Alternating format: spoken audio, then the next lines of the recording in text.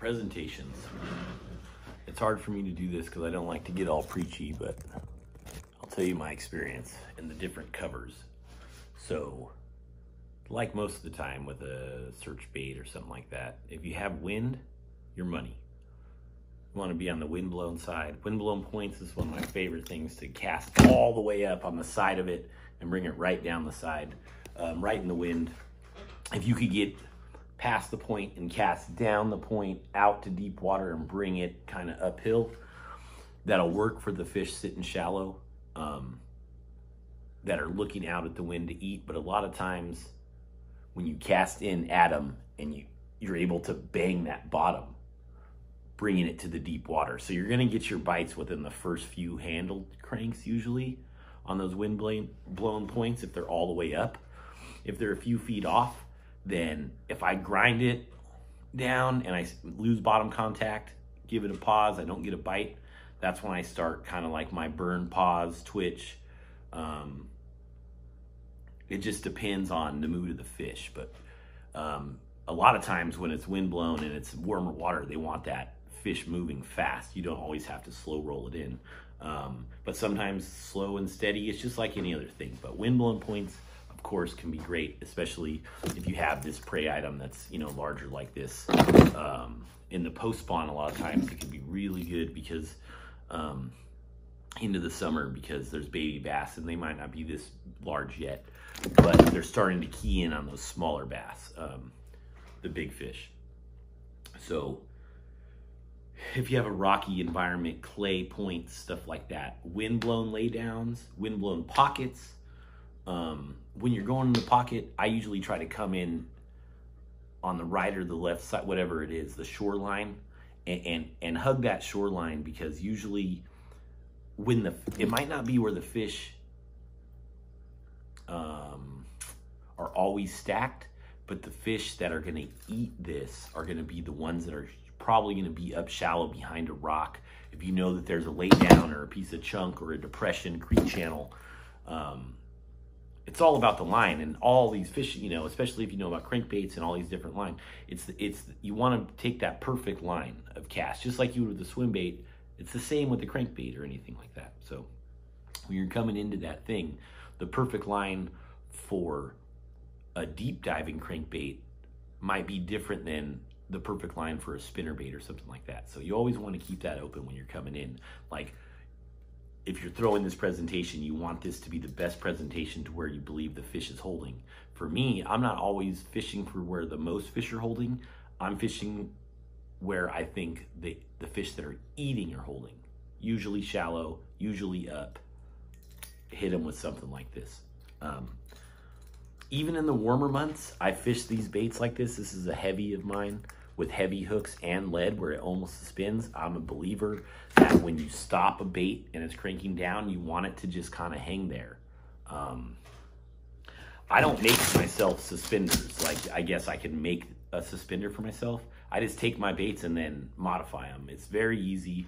Golf tape, go on Amazon, put golf club lead tape. You can get that, wrap it right around the hook shanks. I mean, it doesn't get much easier than that. When you wrap it around the hook shanks, it doesn't modify the ballast in the bait.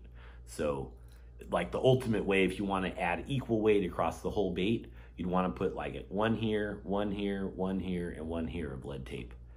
You could do that too. If you put it just in the front, different places, you'll modify the action a little bit. But here, here, here, here. I prefer to just wrap it around the hook shanks. You're not going to lose bites because of that. You're not going to lose fish because of that. Not at all. So pockets, points, I could just like looking for chunk rock, piece of wood, a piece of isolated cover. If you know where it's at, then you're in the money. If you're just using it as a search bait, you want to start shallow, work out, I'd say, until you lose bottom contact. And then you still always throw pauses in with this bait, no matter where you are. If you're cranking down a hard bait, you want to keep that down. You want to throw pauses into it however you can. Either sweep the rod, one of my best techniques so I can focus on the exact speed of the lure, is why I sweep the rod and then I reel the slack. And what reeling the slack does for me is, I'm a kind of spastic guy. You're still doing something, but when you're reeling the slack, the bait's hovering. Even if it floats up a little bit, when you reel the slack, there's a slight tension on that line that kind of holds it from popping straight up. So when you sweep it, don't throw slack back into the line. You want to just like reel the slack up and pull again. And what's so great about that technique is once you reel that slack up, you're in position to set the hook. It's not like you're back here cranking and you stop and then go again and you're, you know, however it is. Another thing, technique. This is just my recommendation. Do not point your rod directly at where the lure is. Don't do it.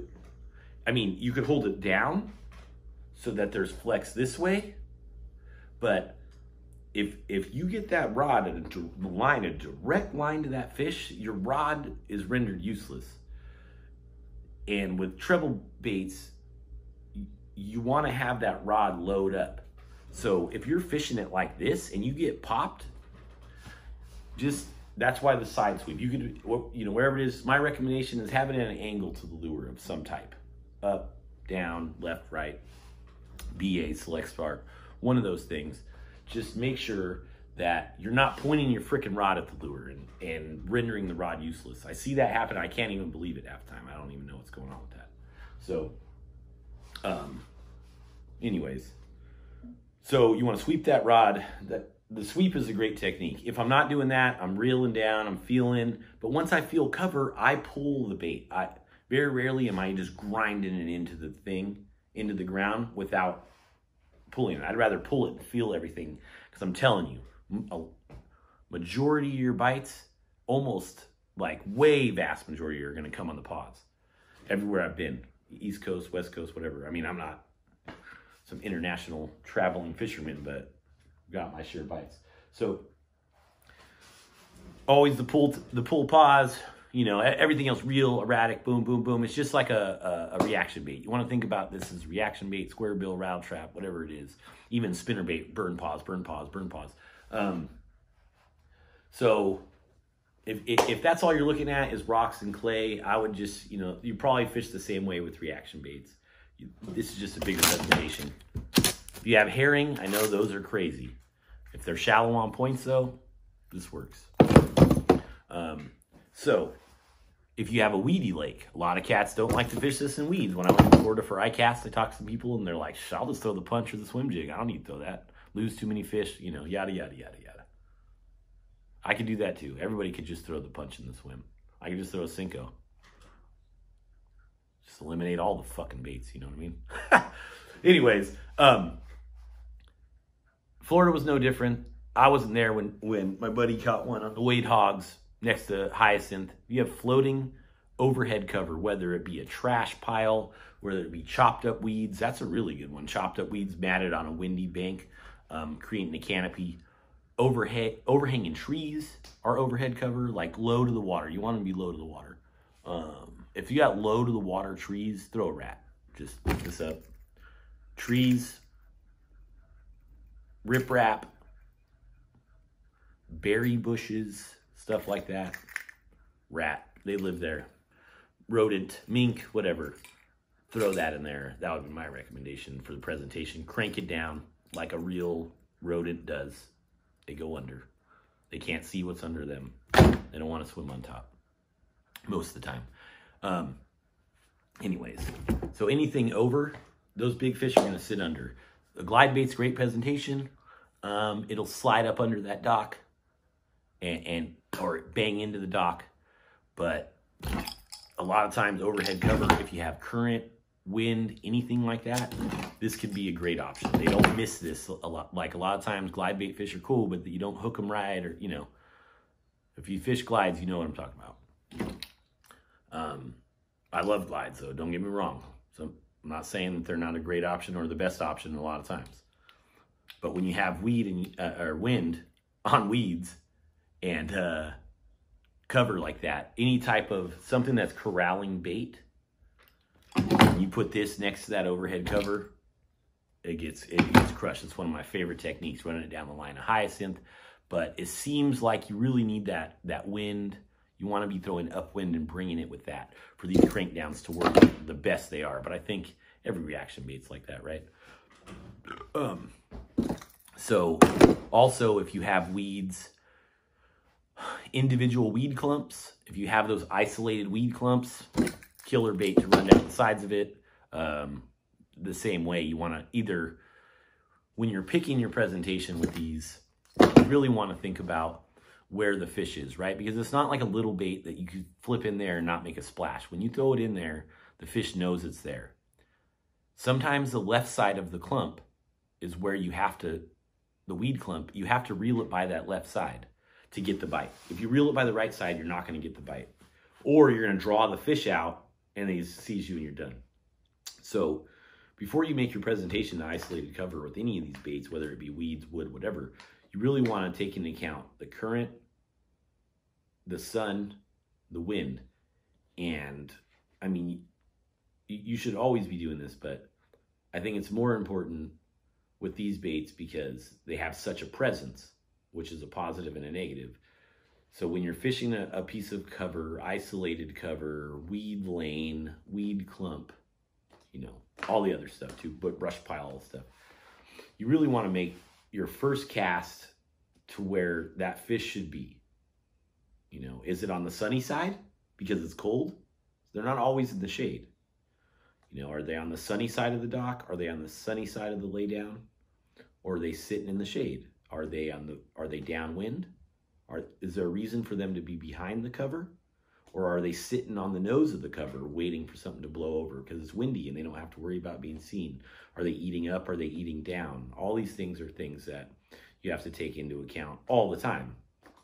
But I feel like with swim baits, you know, it's crucial. I talk to people about bluegill baits. I don't like to get a bluegill bait under the fish because I don't like them to eat down. It's too small of a profile for them to eat down. So with these, I don't worry about it as much. I try to keep this profile above their heads. This profile all over. This doesn't seem to matter, but in my experience, I try to keep this above where I believe the fish are holding. You know, bluegill baits start up in the spring, throw them through October. There's not much to it. These work year round, and so do these. You know, stay on the grind. You know, all of them fish the same. The isolated cover, like I'm talking about, that's like the best recommendation. If you have rocks, grind it into the rocks, give it some pauses, whether it be riprap, points, chunk rock, boulders. But think about fish positioning because I think this is less forgiving than a small bait. And just throw it. Just throw it. Throw pauses in it.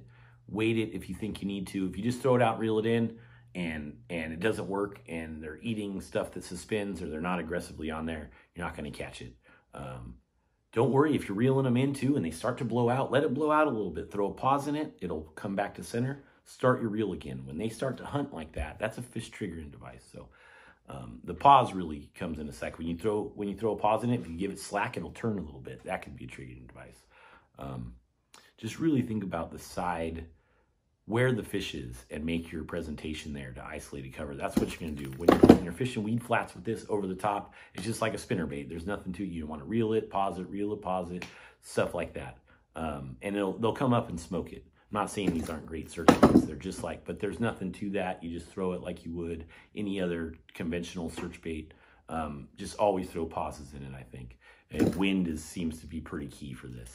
Clouds or wind. Wind is really good.